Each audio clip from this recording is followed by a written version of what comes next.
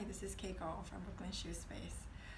We've got a lot of requests that we should post videos on how to make shoes, making patterns, all that. So we decided that we will. First, we'll start with taping up lasts. There's so many different ways to tape up lasts, but we'll start with one of them. Hope you enjoy it. Bye.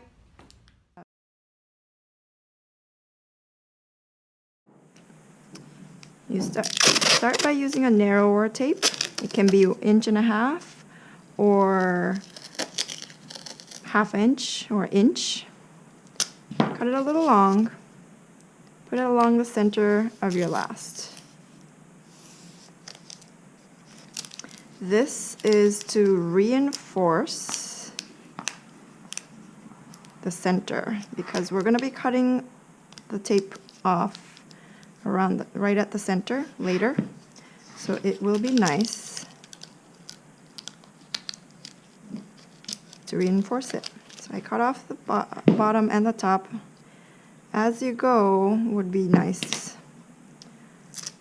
My teacher, or one of my teachers, Marcel, uses scissors to cut off the tape so that excess would be less, which is kind of brilliant. Maybe I should do it that way, but for today I don't have it right in front of me, so I won't.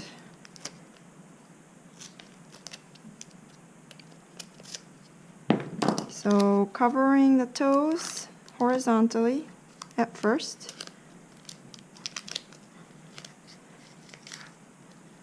It's okay to get wrinkles,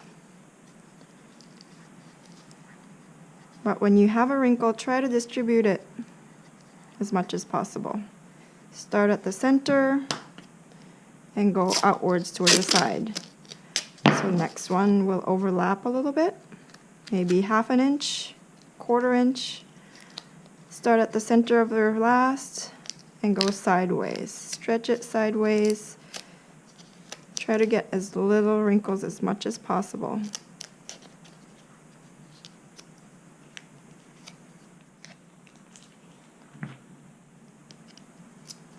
You will overlap, again about 1/4 inch. Keep on going.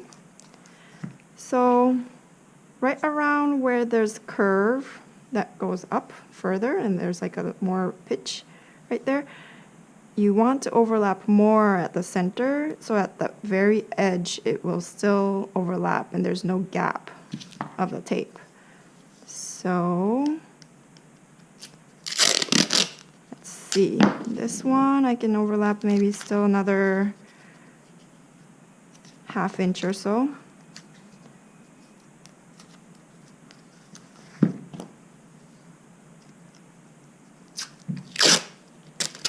Okay, the curvature changes. So if I do just 1/4 inch, you see how little of an overlap there is at the edge?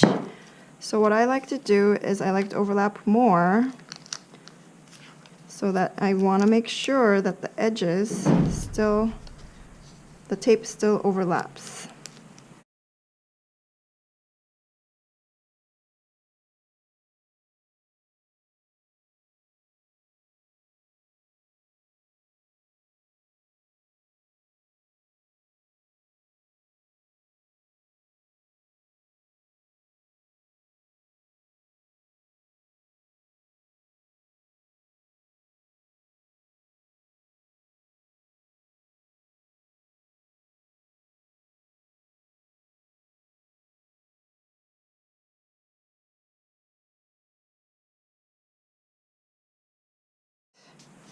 So I got it all the way up to this top of the cone right here.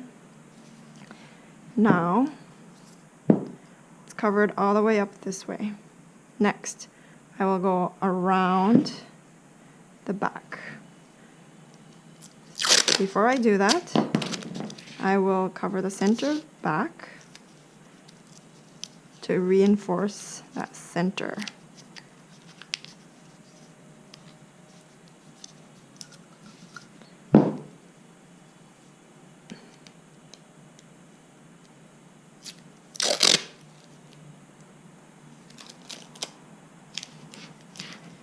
Start at the side. Oops, my hair got caught. Okay, Start at the side. Let the tape naturally fall along the body of your last. If I force it to go all the way to the top, there's going to be a lot of wrinklage right there. So I want to make sure I follow the body of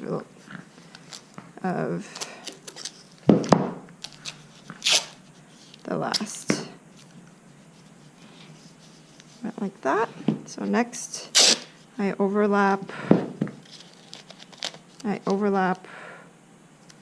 another 1/2 inch or 1/4 inch,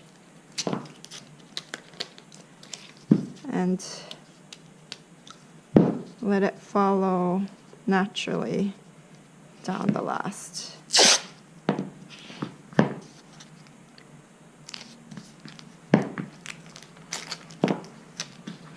You don't want to stop your tape here. You want to go around that center back seam line because that's where we are going to cut. We don't want to use too many little bits and pieces because when you're taking off the tape from the last, it will be difficult if it's all in small pieces.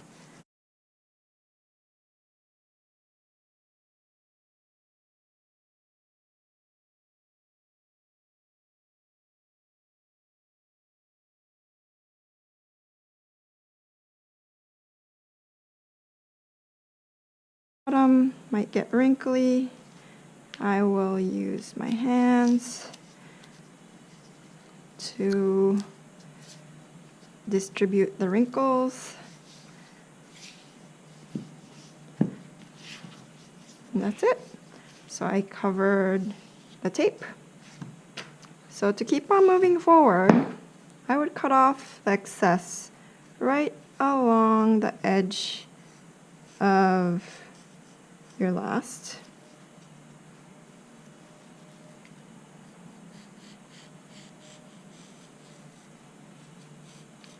Like so. I always want to hold my knife as if it's a pencil. I guide myself with your pinky and your second finger right there along your surface. And I don't really need to press so hard because tape is very thin. So I take the bottom off.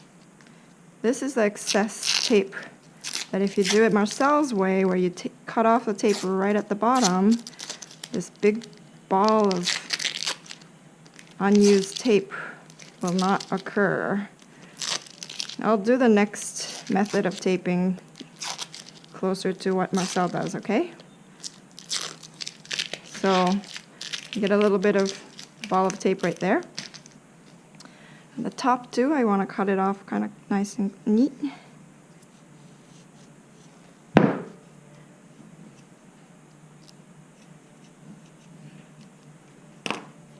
Okay.